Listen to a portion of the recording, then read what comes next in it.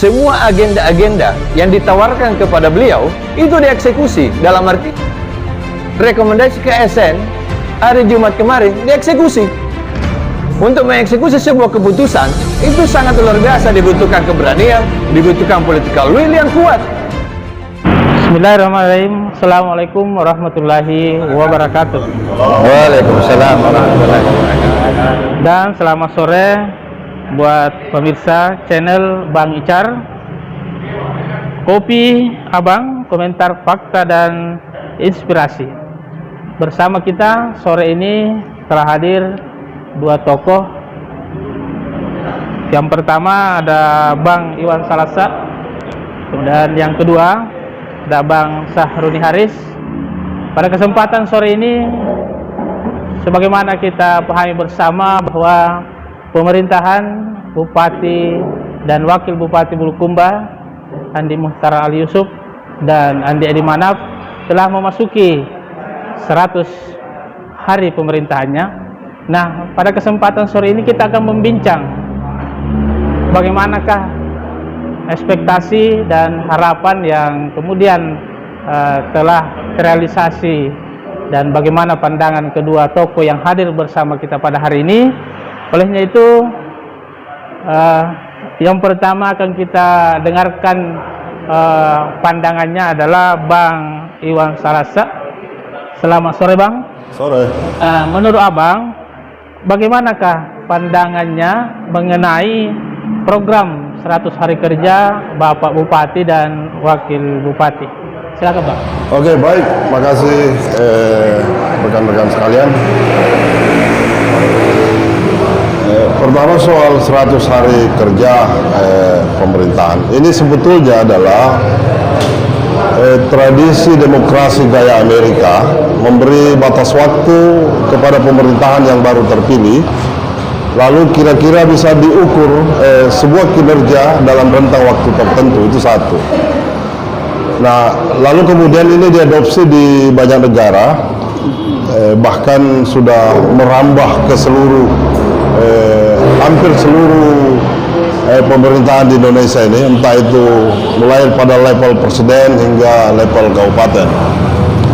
Nah, karena ini tradisi baru sebetulnya, paling tidak 10 tahun atau 15 tahun terakhir, itu kemudian dijadikan sebagai alat ukur, sebagai awalan pemerintahan yang baru terpilih dan baru menjalankan pemerintahan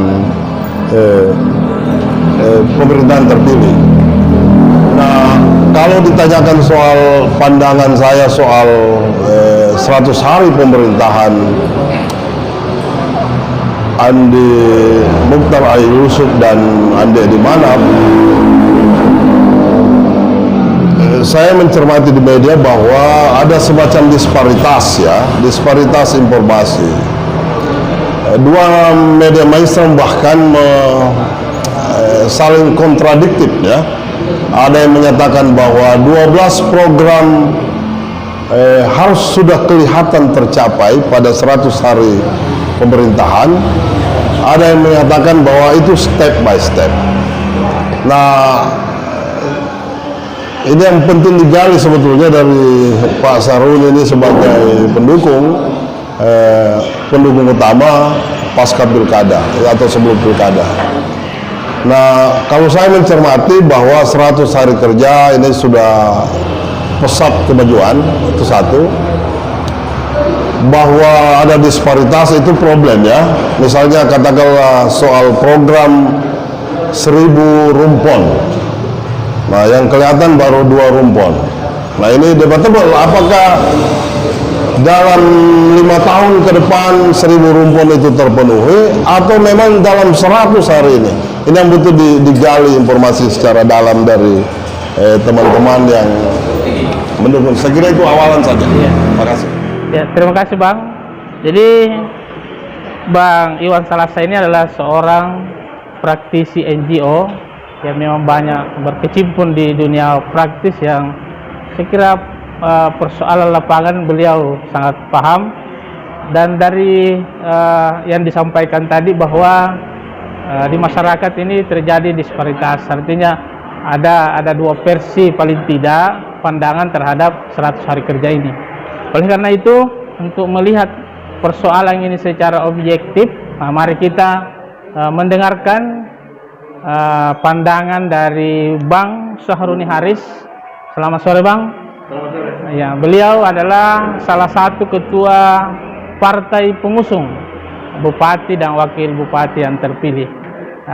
Mendengarkan tadi perbincangan kita, mungkin ada juga tanggapan Bang untuk tentang Jadi saya kira menyambung apa yang disampaikan oleh Bung Iwan tadi, bahwa agenda 100 hari kerja itu sebenarnya kita tidak mengenalnya dalam sistem pemerintahan kita di Indonesia. Hanya memang mengadopsi dari pemilu-pemilu langsung yang tentu ada di negara-negara maju, dan tentu kita melihat ini sebagai sesuatu yang spiritnya bagus untuk dalam rangka menetapkan dasar-dasar program yang akan dijangkau dalam kurun waktu satu periode pemerintahan. Nah, oleh karena itu 100 hari kerja itu biasanya orang menangkap sebagai sesuatu yang ekspektasi dari masyarakat, ya. Jadi kepengen cepat melihat apa agenda yang bisa dilaksanakan dalam kurun waktu 100 hari. Nah, dalam konteks pemerintahan Andi Uta bersama dengan Andi Manap ini sebagai pasangan bupati dan wakil bupati, tentu harapan memang masyarakat atau ekspektasi masyarakat itu memang dititik beratkan pada agenda 100 hari kerja. Karena itu ukuran bahwa apa kira-kira yang bisa dilakukan dalam kurun waktu yang singkat, dan itu menjadi gambaran untuk 5 tahun ke depan, ya. Artinya itu harus menjadi starting awal untuk mengukur kinerja berikutnya. Kalau kinerja berikutnya saja, kalau kinerja awalan saja ini kurang memuaskan, maka tentu pemerintahan, maka tentu agenda-agenda atau program-program selama 5 tahun ke depan itu ada pertanyaan atau ada kekhawatiran oleh masyarakat bahwa kira-kira kita tidak akan terlalu jauh melompat. Tapi kondisi hari ini, ya, kita bisa melihat, kita bisa merasakan, dan kita bisa menyaksikan semua agenda-agenda yang ditawarkan kepada beliau itu dieksekusi, dalam artian yang memang diprioritaskan untuk agenda-agenda agenda 100 hari kerja beliau laksanakan. Tentu di awal kita sudah mendengar namanya Satgas Penanggulangan Banjir, dan itu kita tidak bisa menutup mata. Pemerintahan ini memacu itu semua, dan kita bisa rasakan saat ini, dan ini masih saat ini masih musim hujan. Kita bisa melihat di mana Bulukumba selama beberapa tahun yang lalu kita merasakan banjir di mana-mana, tapi sekarang nggak ada banjir. Kenapa? Karena kesuksesan Satgas itu untuk menanggulangi rawan-rawan banjir. Yang kedua, dan ini lebih penting untuk dalam rangka menata pemerintahan ke depan, ya, good governance. Nah, itu pemerintahan yang baik. Apa itu? Rekomendasi ke ASN hari Jumat kemarin dieksekusi. Untuk mengeksekusi sebuah keputusan itu sangat luar biasa, dibutuhkan keberanian, dibutuhkan political will yang kuat. Jika memang ingin memperbaiki semua agenda-agenda tata kelola pemerintahan yang baik. Dan saya lihat Bupati Andi Uta dengan bersama Andi Manap itu dia harus tutup mata mengeksekusi itu. Karena ada mungkin yang merasa seperti yang disampaikan kemarin, ada mungkin yang merasa kecewa dengan keputusan itu. Tapi ini bukan keputusan pribadinya, ini keputusan sebuah lembaga yang harus dieksekusi oleh bupati. Ingat sebagai catatan, rekomendasi ini sudah keluar di akhir pemerintahan sebelumnya. Kenapa tidak dieksekusi? Karena tidak ada kemauan, political will. Sekarang beliau di agenda 100 hari kerja beliau tuntaskan sebagai kado 100 hari kerja ini dituntaskan. Ini dalam rangka penataan pemerintahan yang baik ke depan. Jadi kita sudah bisa digambarkan bahwa dalam rangka pengelolaan pemerintahan ke depan pasti insya Allah akan baik-baik karena memang sudah ada contoh yang diberikan. Itu yang kedua. Yang ketiga, soal agenda-agenda lain sudah dicanangkan. Agenda 100 rompong itu memang pencanangan dulu, karena kan tidak bisa langsung dieksekusi. Sebagai catatan, semua program-program hari ini itu adalah program yang masih kaitannya dengan RPJMD pemerintah yang lama, yang lalu. Oleh karena itu, sekarang ini transisi. Proses transisi ini, maka semua yang dilakukan adalah mengikut kepada program sebelumnya dan merencanakan pemerintahan yang akan datang 5 tahun ke depan.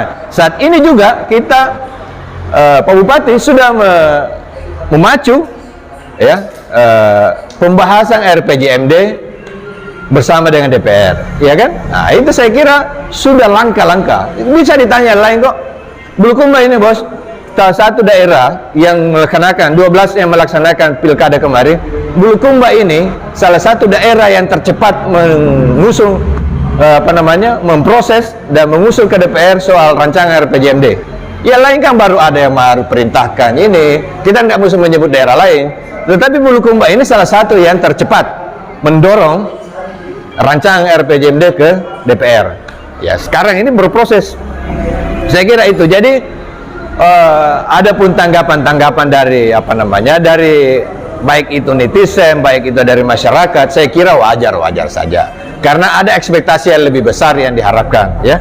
Nah, tentu, tetapi kita juga tidak bisa, kita harus juga berpikir objektif, ya. Bukan objektif bahwa ada agenda dalam kurun waktu 100 kerja ini diperlihatkan kepada kita, pada masyarakat Bulukumba, bahwa saya siap bekerja untuk 5 tahun ke depan.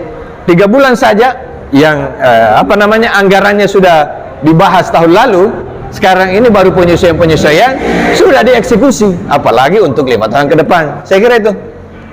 Ya. Terima kasih, Bang.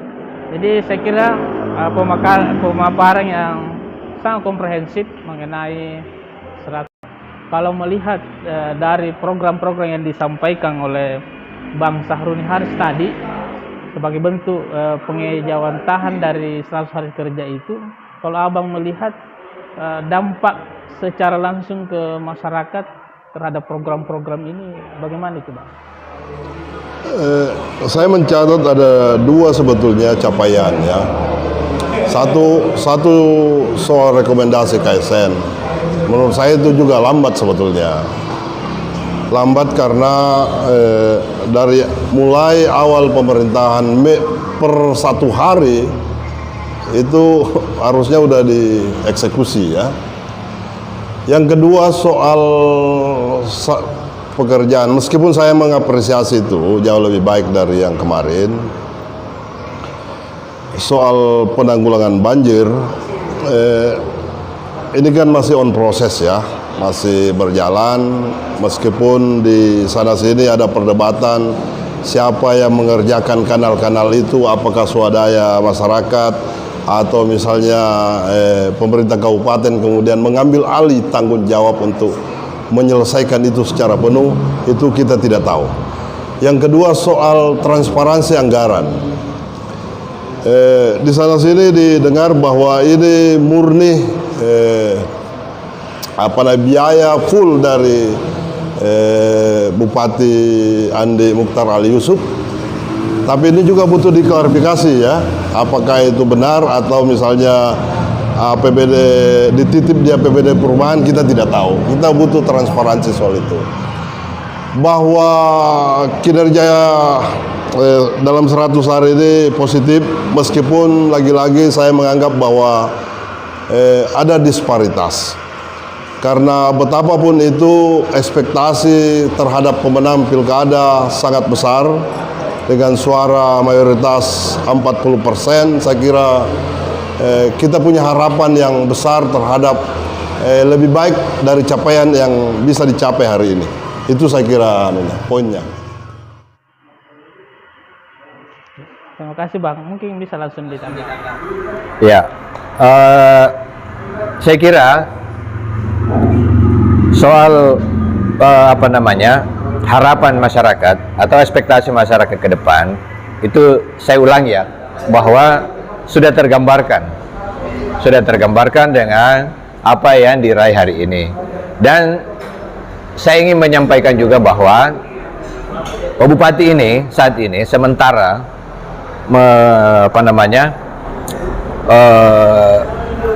melihat secara langsung kepada OPD soal kinerjanya. Nah, ini juga akan menjadi agenda evaluasi, ya.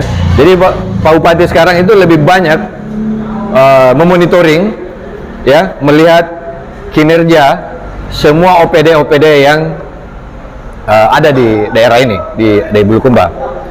Nah, ini semua sementara menjadi kajian, menjadi analisis Pak Bupati untuk mengevaluasi. Karena kan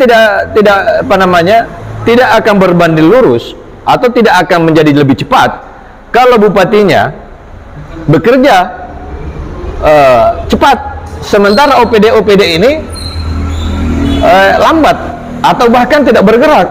Nah, oleh karena itu ini kesempatan juga bagi beliau untuk melakukan evaluasi, sehingga pada waktunya ke depan, ya, menurut peraturan Menteri Dalam Negeri harus 6 bulan setelah dilantik, maka pada waktunya, pada saat itu Bupati sudah melihat mana OPD yang bekerja di bawah standarnya beliau. Sekali lagi, di bawah standarnya beliau, ya, bukan standar yang pemerintahan sebelumnya. Mungkin kalau standarnya OPD yang hari ini di pemerintahan sebelumnya masih dapat, sekarang beliau akan melihat itu, ikut tidak dengan standarnya beliau ini. Kalau tidak ikut dengan ritmenya Pak Bupati, tentu Pak Bupati akan melihat ini sebagai peluang untuk melakukan evaluasi terhadap OPD yang lambat, ya, yang tidak bisa menjangkau cara kinerjanya beliau. Nah, ini saya kira harus menjadi perhatian Pak Bupati juga, ya.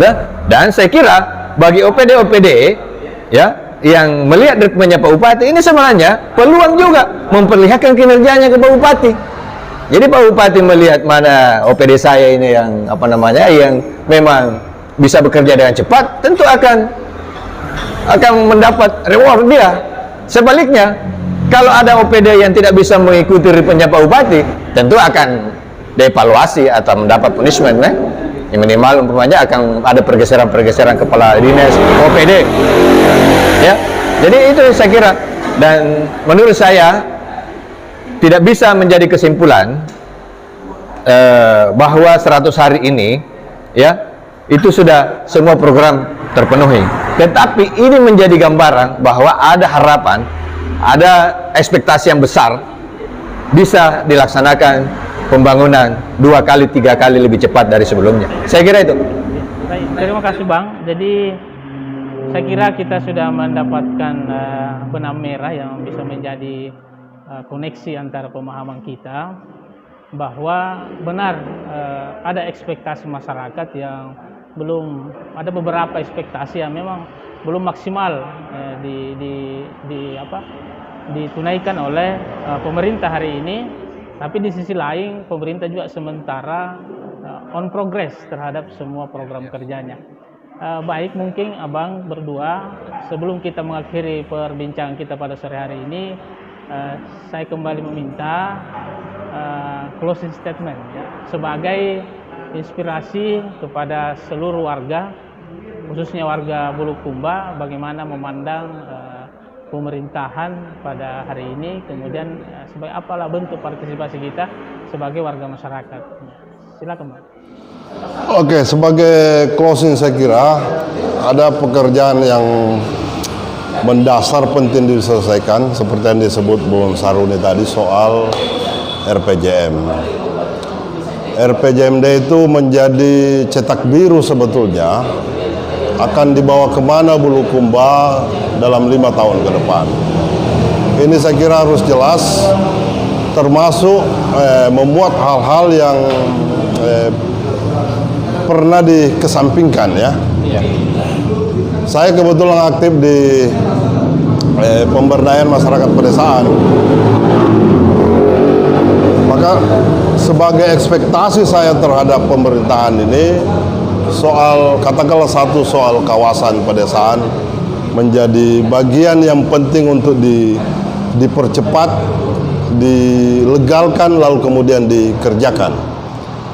Yang kedua soal saya menangkap kesan katakanlah misalnya soal proyek dan sebagainya. Ini agak lambat direalisasi.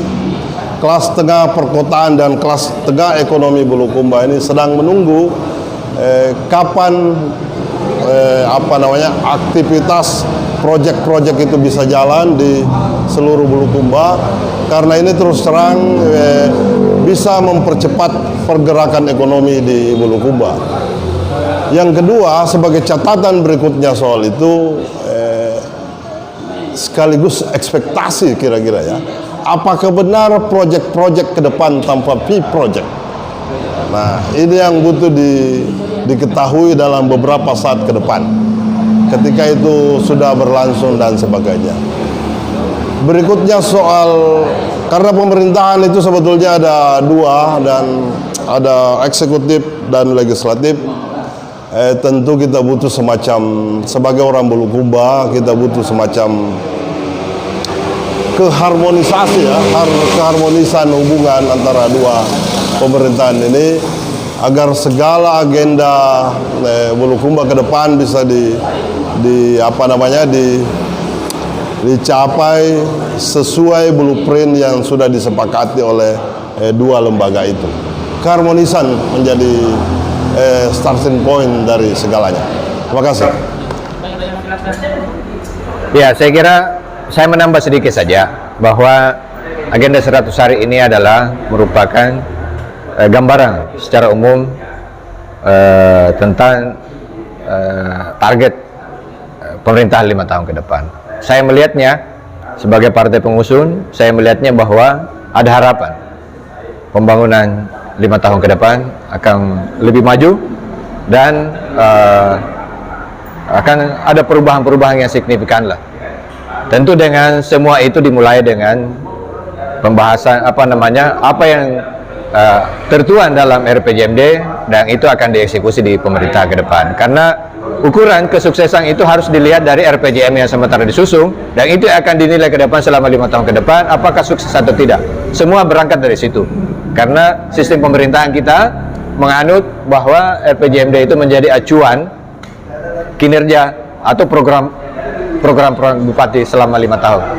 Dan tentu saya melihatnya itu sebagai sebuah catatan penting bahwa harapan untuk mencapai itu insya Allah bisa diwujudkan untuk pemerintahan 5 tahun ke depan. Demikian saya kira. Wabillahi taufiq wal hidayah. Wassalamualaikum warahmatullahi wabarakatuh. Baik, terima kasih kepada abang berdua. Demikian komentar, fakta, dan inspirasi kita pada sore hari ini. Bagaimana tanggapan warga-warga? Kami serahkan kemerdekaannya untuk menanggapi perbincangan kita pada hari ini. Demikian, Assalamualaikum warahmatullahi wabarakatuh. Warahmatullahi wabarakatuh.